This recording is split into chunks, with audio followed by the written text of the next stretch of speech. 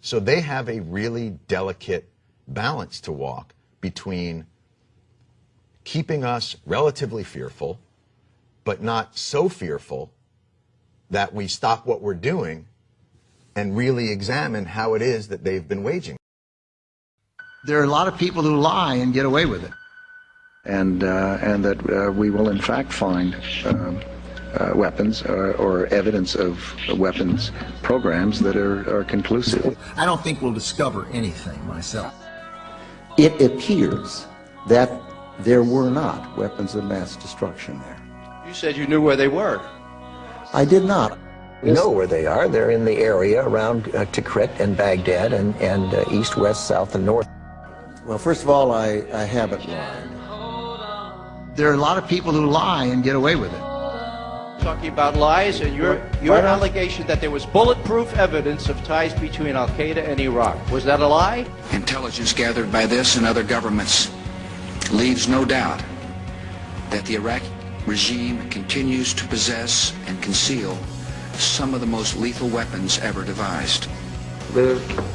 Our people are going to find out the truth, and the truth will say that this intelligence is good intelligence, no doubt in my mind. I don't know anybody that I can think of who has contended that the Iraqis had nuclear weapons. And we believe he has, in fact, reconstituted nuclear weapons. Saddam Hussein is determined to get his hands on a nuclear bomb.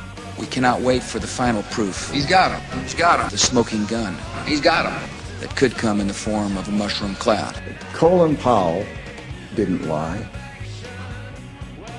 My colleagues, every statement I make today is backed up by sources, solid sources. These are not assertions. What we're giving you are facts and conclusions based on solid intelligence.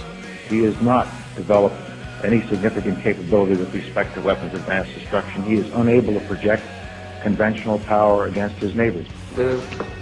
Our people are going to find out the truth. I have not suggested there's a connection between Iraq and the 9/11. You have said in the past that it was, quote, pretty well confirmed. No, I never said that. Okay. I think that is... That's absolutely not. What I said was, it's been pretty well confirmed that he did go to Prague and he did meet with a senior official of the Iraqi intelligence service.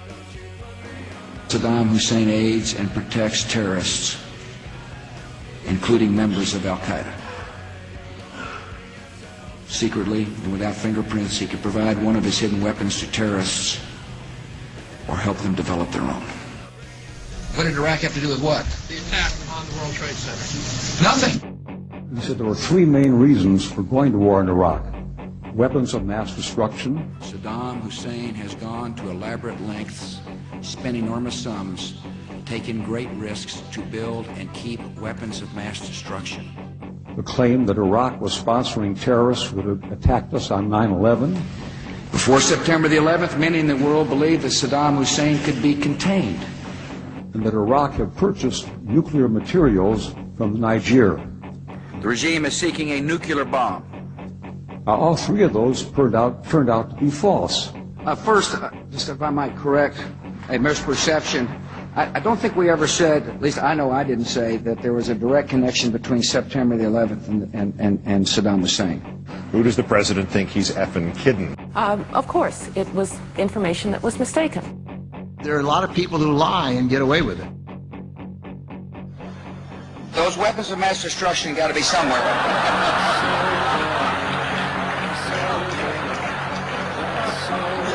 Nope, no weapons over there.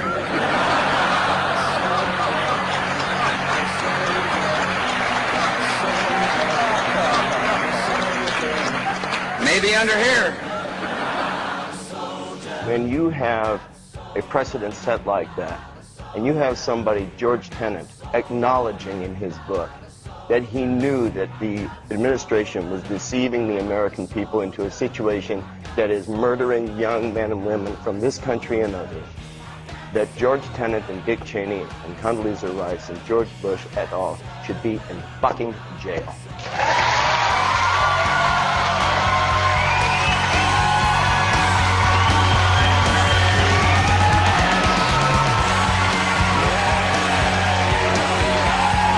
I'm as mad as hell, but I'm not gonna